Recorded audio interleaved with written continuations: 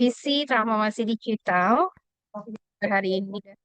Tapi sebelumnya saya akan memperkenalkan diri, nama saya Indriawati, saya dari Divisi Transformasi Digital yang akan mempresentasikan terkait webinar sadar budaya resiko, yaitu memperkuat kapabilitas proaktif dalam mengidentifikasi dan menangani resiko utama. Assalamualaikum warahmatullahi wabarakatuh. Selamat sore, selamat sejahtera untuk kita semua. Baik, Bapak dan teman uh, sekalian, entrepreneur, topik yang kita bahas hari ini sangat relevan dengan arah perjalanan transformasi PTPN Group. Sebagaimana kita ketahui bersama, PTPN tengah bergerak menuju entitas agribisnis yang modern, efisien, dan berdaya saing global. Transformasi ini bukan hanya soal struktur atau strategi, tapi juga perubahan budaya dan cara berpikir seluruh insan perusahaan. Dalam perjalanan transformasi, risiko akan selalu hadir. Ia adalah bagian tak terpisahkan dari setiap langkah kemajuan. Ketika kita memperluas pasar, meningkatkan produktivitas, mengadopsi teknologi baru, atau melakukan efisiensi operasional. Disitulah muncul berbagai bentuk risiko, mulai dari risiko operasional, keuangan, hukum, reputasi, dan lain sebagainya. Namun, yang membedakan perusahaan yang tangguh dari yang rapuh adalah bagaimana perusahaan tersebut mengolah risiko. Perusahaan tangguh tidak menunggu masalah datang, tetapi bergerak proaktif mengantisipasi kemungkinan yang bisa terjadi. Mereka tidak sekedar menghindari risiko, tetapi mampu mengubah risiko menjadi peluang strategis untuk tumbuh dan berinovasi.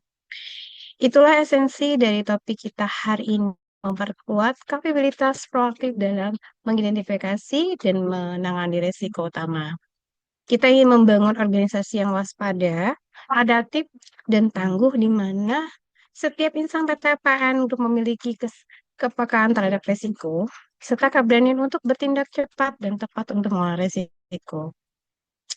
Baik teman-teman entrepreneurs, dalam kerangka tata kelola perusahaan yang baik atau good corporate governance, pengelolaan risiko bukan hanya tanggung jawab satu unit atau satu direktorat. Ini adalah tanggung jawab bersama, mulai dari jajaran direksi, pimpinan unit, hingga karyawan di lapangan semuanya memiliki peran dalam menjaga keberlangsungan bisnis perusahaan. Membangun kapasitas proaktif berarti menanamkan budaya sadar risiko dalam setiap proses pengambilan keputusan. Sekecil apapun itu, artinya sebelum bertindak, kita harus berpikir apa risiko yang mungkin muncul, bagaimana dampaknya terhadap tujuan kita, dan langkah apa yang harus kita siapkan untuk memitigasinya. Dengan pola pikir ini, maka manajemen risiko bukan lagi dianggap sebagai beban administrasi, melainkan alat manajerial untuk memastikan keberhasilan strategi dan kinerja perusahaan. Baik, teman-teman entrepreneurs, perusahaan kita sedang memasuki fase penting dan sejarahnya. Dengan terbentuknya holding dan subholding PTPN Group, skala bisnis kita kini semakin besar dan kompleksitas resikonya pun meningkat. Dalam konteks inilah, peran manajemen risiko menjadi semakin strategis. Bukan hanya untuk melindungi aset dan reputasi perusahaan, tetapi juga untuk memastikan setiap kebijakan dan inisiatif transformasi berjalan dalam koridor yang aman dan terukur. Melalui webinar ini, saya berharap kita semua dapat memperluas wawasan, memperdalam pemahaman, dan memperkuat kemampuan praktis dalam mengolah risiko utama perusahaan. Baik, saya mengucapkan terima kasih kepada teman-teman semua entrepreneur. Semoga Allah SWT senantiasa memberi bimbingan pada kita semuanya. Amin ya robbal alamin. Sebelum saya mengakhiri sambutan ini, izinkan saya untuk berpantun. Mentari pagi bersinar cerah, angin berhembus selada daun teh. Kelola risiko dengan langkah yang gagah agar bisnis PTPN terus tumbuh dan berkah. Wassalamualaikum warahmatullahi wabarakatuh.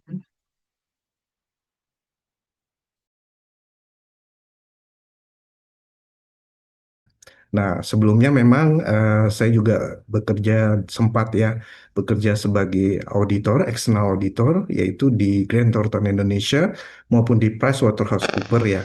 Dan di sana juga saya banyak belajar terkait dengan risk management. Dan itu saya terapkan pada saat saya terjun di perusahaan ya, sebagai akuntan di bisnis. Sekilas mengenai saya profil hanya penambahan saja.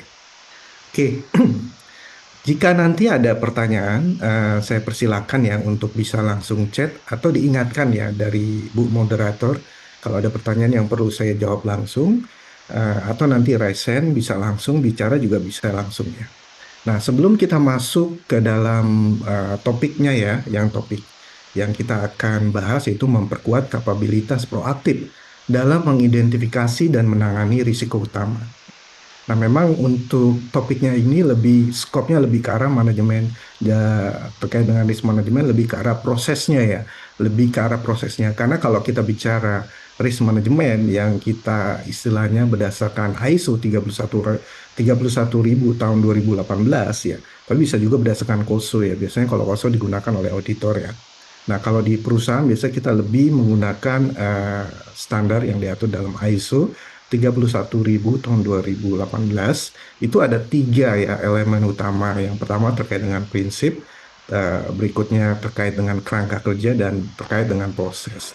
Untuk tahapan identifikasi dan bagaimana mitigasi atau menangani risiko yang sudah diidentifikasi, risiko utama, itu masuk ke dalam proses. Nanti kita akan bahas satu persatu ya lebih detail.